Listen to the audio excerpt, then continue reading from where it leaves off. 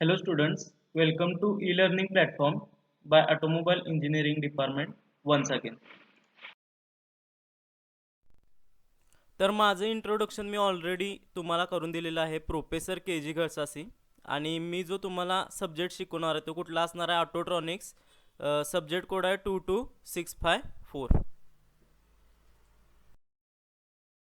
आपण chapter number 5 बघत होतो सिस्टीम डायग्नोसिस, आणि हा चॅप्टर नंबर 5चा व्हिडिओचा पार्ट नंबर 2 असणार आहे. या लेक्चरमध्ये आपण जे टॉपिक्स कव्हर करणार आहे ते कुठले आहेत बघा. तर फर्स्ट वन असणार आहे टेस्टिंग ऑफ ॲक्च्युएटर्स, म्हणजे ॲक्च्युएटर कसे टेस्ट करायचे, की ॲक्च्युएटर आपला ॲक्च्युअली कसा प्रॉपरली वर्क होतोय का नाही हे टेस्ट करण्याची प्रोसिजर आहे. तर ती टेस्टिंग प्रोसिजर आपण बघणार आहे. आणि नेक्स्ट वन आहे ते 6 step approach for component testing, म्हणजे जर एखादा आपल्याला कॉम्पोनंट चेक करायचं असेल तर त्याचं चेक करण्यासाठी 6 स्टेप प्रोसिजर वापरले जातं. 6 स्टेप्स आहेत त्या, तर त्या कुठल्या असणार ते आपण स्टडी करणार. तर हे जे 2 टॉपिक असणार ते आपण या लेक्चरमध्ये कव्हर करणार आहे. बघा, टेस्टिंग ऑफ ॲक्च्युएटर्स, त्याच्यामध्ये काय टेस्टिंग ऑफ इलेक्ट्रॉनिक इंजेक्टर, म्हणजे इलेक्ट्रॉनिक इंजेक्टर हा एक आपण ॲक्च्युएटर घेतलेला आहे, त्याचं टेस्टिंग कसं केलं जाते. तर बघा, फर्स्ट वन असणार आहे साऊंड टेस्ट, म्हणजे इंजेक्टरचा जो साऊंड असणार आहे त्या साऊंडनुसार काय केलं जाते, इंजेक्टरचा परफॉर्मन्स चेक केला जातो. तर ते कसं केलं जाते बघा. The injector sound test is method of quickly checking the operation of the pintle on engine where the injector are accessible. A port injector that is not functioning may cause a cylinder misfire at low engine speed. With the engine idling, a stethoscope pickup may be placed on the side of the injector body. Each injector should produce the same clicking noise. If an injector does not produce any clicking noise, the injector connecting wires or PCM may be defective. म्हणजे काय केलं जाते तर प्रत्येक इंजेक्टरचा sound आपण check करणार आहे, आणि जर एखाद्या इंजेक्टरचा साऊंड जर ॲबनॉर्मल आला किंवा क्लिकिंग टाईप आला नाही तर काय असणार आहे, तो इंजेक्टर आपण फॉल्टी आहे असं कन्सिडर करू शकतो. When the injector clicking noise is erratic, the injector plunger may be sticking. If there is no injector clicking noise, proceed with the injector ohm test to locate the cause of a problem. म्हणजे काय असणार आहे, जर इंजेक्टरमध्ये clicking noise आला नाही किंवा erratic आला तर काय असणार आहे, इंजेक्टर प्लंजर काय असू शकतो, स्टिकिंग असू शकतो. आणि जर इंजेक्टरमधून जर नॉईजच आला नाही तर आपण काय करणार आहे, लगेच दुसरी टेस्ट करणार, त्याला म्हणायचं ओहममीटर टेस्ट. तर ती काय असणार आहे बघा, ohmmeter taste.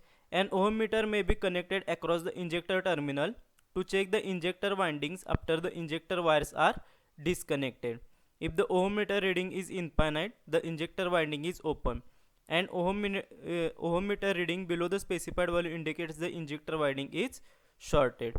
A satisfied injector winding should have a result between 0.3 to 0.4 ohm.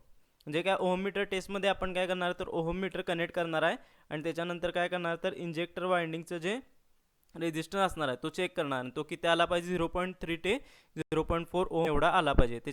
त्याच्या व्यतिरिक्त आला तर काय असणार आहे, तो तुमचा इंजेक्टर फॉल्टी असू शकतो, आणि त्या केसमध्ये काय करणार तुम्ही, तो इंजेक्टर रिप्लेस करणार. तर अशा प्रकारे हे ॲक्च्युएटरचं टेस्टिंग केलं जाणार आहे.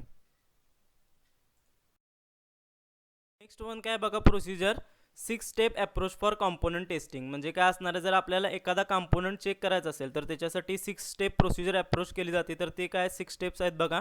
फर्स्ट वन आहे कलेक्ट एव्हिडन्स, नेक्स्ट आहे ॲनालाइज एव्हिडन्स, थर्ड वन आहे locate the fault, fourth one आहे find the cause of the fault and remedy it, fifth one आहे rectify the fault, and six one आहे test the system to verify that repair is correct. तर ह्या 6 step असणार आहेत. तर ह्या 6 step आता आपण डिटेलमध्ये बघणार आहे. तर फर्स्ट वन काय बघा, कलेक्ट द इव्हिडन्स. तर बघा, collecting evidence means looking for all symptoms that relate to the fault and not jumping to the conclusion. Example, because the system is controlled by an ECU, it must be the ECU that is the faulty. In order to collect the evidence, it is necessary to know which components on the vehicle actually form the part of the faulty system. This is where the sound basic skill come in. If an engine control system is malfunctioning because one cylinder has poor compression, it is important to discover this at an early stage of a diagnostic system.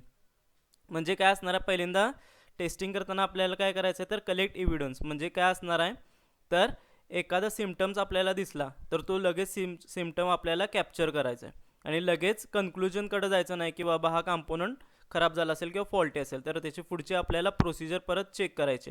आता for example, जर आपण इंजिनमधला एक cylinder जर तुमचा pour compression असेल तर तो लगेच तुम्हाला अर्ली स्टेजमध्ये आयडेंटिफाय करता आला पाहिजे किंवा त्याच्याशी रिलेटेड जे इव्हिडन्स असतील ते आपल्याला कलेक्ट करता आले पाहिजेत. ही झाली तुमची first step. Next second one काय बघा, analyze evidence.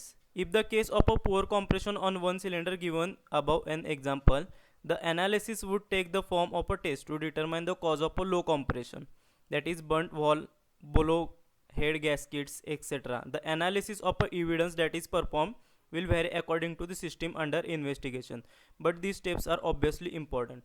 आता फॉर एक्झाम्पल आपण जर असं कन्सिडर केले की एका सिलेंडरमध्ये कॉम्प्रेशन पुअर असेल, तर ते पुअर काय त्याचा आपल्याला काय केलं पाहिजे, शोध घेतला पाहिजे. मग ते कशामुळे असेल, तर बर्न्ट वॉल असेल किंवा ब्लो हेड गॅस्केट असेल, असे वेगवेगळे जे प्रॉब्लेम्स असतील तर ते आपण वेगवेगळे प्रॉब्लेम्स काय केले पाहिजे तिथं चेक केले पाहिजे. ही झाली तुमची दुसरी स्टेप.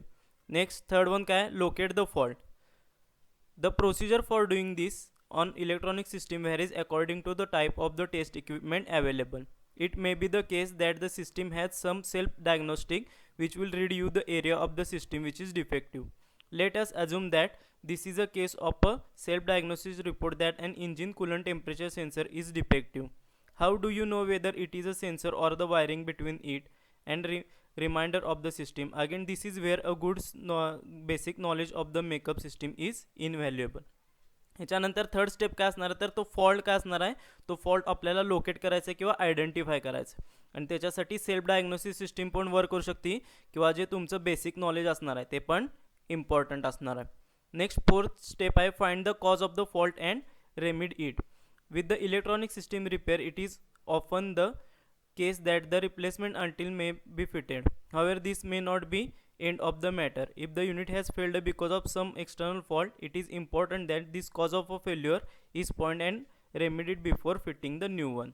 म्हणजे काय असणार आहे, जर आपण फॉल्ट लोकेट केला तर काय करायचं, तो फॉल्ट लोकेट केल्यानंतर तो कॉम्पोनंट जर खराब झाला असेल तर आपल्याला तो रिप्लेस करायचा आणि नवीन फिट करायचा आहे. पण तो नवीन फिट करायच्या आधी काय करायचा आहे, तो कशामुळे खराब झाला हे पण आपल्याला तिथं फाइंड करायला लागणार आहे. फिफ्थ वन स्टेप काय असणार आहे बघा, give the system a throughout test. Testing after repair is an important aspect of a vehicle work and especially so where electronically control systems are concern. In the case of an intermittent fault, such testing may need to be extended because the fault may only occur when the engine is hot and the vehicle is being used in a particular way. आता fifth step काय असणार आहे, आपण fault identify केला, नवीन component replace केला, तर त्याची आपल्याला काय करायचे, टेस्ट घ्यायचे जेणेकरून काय होणे, तो कॉम्पोनंट पुन्हा फेल होऊ नये. आणि सिक्स्थ वन काय असणार आहे, test the system to verify that the repair is correct. आणि लास्ट वन स्टेप काय असणार आहे, तर टोटल थ्रूआउट टेस्ट घ्यायचे आहे त्या कंडिशनला जेणेकरून काय होणार नाही, परत तो कॉम्पोनंट फेल होणार नाही किंवा टोटली सिस्टीम आपल्याला ती चेक करायची. तर अशा प्रकारे हा 6 स्टेप अप्रोच असणार आहे कॉम्पोनंट टेस्टिंगसाठी. नेक्स्ट वन पॉईंट काय बघा, measuring instrument and it's application. तर वेगवेगळी जे आपण इन्स्ट्रुमेंट यूज करणार त्याचे ॲप्लिकेशन्स काय काय असणार. तर फर्स्ट वन मेजरिंग इन्स्ट्रुमेंट आहे डिजिटल मल्टीमीटर. तर त्याचा यूज काय असणार आहे बघा, डिजिटल मल्टीमीटरचा करंट मेजरमेंटसाठी आपण यूज करू शकतो, व्होल्टेज मेजरमेंटसाठी यूज करू शकतो, रेजिस्टन्स मेजरमेंटसाठी यूज करू शकतो, कंटिन्युटी चेकसाठी यूज करू शकतो, डायोड टेस्ट आपण त्याच्यावर करू शकतो, टेम्परेचर मेजरमेंट करू शकतो आणि ड्युटी सायकल. या सगळ्या ज्या मेजरमेंट्स असणार ते आपण मेजरमेंट डिजिटल मल्टीमीटर यूज करून करू शकतो. ऑसिलोस्कोप. ऑसिलोस्कोपचा यूज काय असणार आहे बघा, पॉवर ॲनालिसिससाठी यूज करू शकतो आपण. नेक्स्ट सिरियल डेटा ॲनालिसिससाठी यूज करू शकतो. नेक्स्ट जिटर ॲनालिसिस असेल, डेटा स्टोरेज डिव्हाइस टेस्टिंग असेल, टाईम डोमेन असेल, इंजिन व्हायब्रेशन्स चेक करू शकतो आपण, रिफ्लेक्टोमेट्री चेक करू शकतो, राईस टाईम मेजरमेंट चेक करू शकतो, फेज मेजरमेंट चेक करू शकतो आणि बॅडविन मेजरमेंट चेक करू शकतो. तर हे ॲप्लिकेशन्स असणार आहेत किंवा युजेस असणार आहेत ऑसिलोस्कोपचे. नेक्स्ट थर्मोमीटरचा यूज काय असणार आहे, for measuring heat intensity of or temperature. Next testing of a ECT sensor and testing of a IAT sensor. तर हे यूज असणार आहेत थर्मोमीटर्सचे. नेक्स्ट आहे स्कॅन टूल. तर स्कॅन टूलचा यूज काय असणार बघा, फॉर ऑटोमोटिव्ह डायग्नोस्टिक वर्कसाठी यूज करू शकतो आपण. Next interface with the vehicle control modules. Next reading trouble codes and sometime reprogramming vehicle control modules. तर हे ॲप्लिकेशन्स असणार आहेत स्कॅन टूलचे. आणि लास्ट वन आहे फ्रिक्वेन्सी मीटर. फ्रिक्वेन्सी मीटरचा यूज काय असणार आहे, to check sensor such as throttle position sensor, crankshaft position, camshaft position sensor, to check the radio frequency in a cars and electronic suspension system. तर हे uses असणार आहेत frequency meter. तर असे वेगवेगळे जे इक्विपमेंट्स असणार आहेत त्याचे आपण इथं ॲप्लिकेशन्स बघितलेले आहे. तर नेक्स्ट वन पॉईंट काय बघा, load test of a battery. तर हा असणार आहे या चॅप्टरचा लास्ट पॉईंट आणि टोटल तुमच्या सिलेबसचा हा लास्ट पॉईंट असणार आहे. Load test of a battery. तर बॅटरीची जी लोड टेस्ट असते ती कशी केली जाते बघा. First, change the battery when it reaches specific gravity for all cells above 80%. Okay. Next, determine the battery temperature. बॅटरीचं टेम्परेचर आपल्याला बघायचं आहे. नेक्स्ट, कनेक्ट बॅटरी टेस्टर किंवा load tester to the battery properly. म्हणजे जो लोड टेस्टर असणार तो बॅटरीला कनेक्ट करायचा आहे. नेक्स्ट काय करायचं आहे, apply electrical load equal to half of a CCA rating for 15 second. Next काय करायचं आहे, बॅटरीला लोड अप्लाय करायचा आणि तो किती पाहिजे तर half of a CCA rating for 50 seconds. Next काय करायचं आहे, with load still applied read the battery voltage. हा लोड अप्लाय केलेला असताना बॅटरी व्होल्टेज आपल्याला रीड करायचं आहे. If battery meets or exceeds minimum voltage for respective temperature it turns to service. म्हणजे बॅटरीचं जर व्होल्टेज हे काय असणार आहे मिनिमम आलं तर काय असणार आहे बॅटरीचं आपल्याला सर्व्हिसिंग करायचं आहे. आणि if the battery doesn't meet the minimum voltage for respective temperature replace the battery. जर बॅटरीचं मिनिमम व्होल्टेज तेवढ्या टेम्परेचरला आलं नाही तर काय करायला लागणार आहे आपल्याला बॅटरी रिप्लेस करायला लागणार.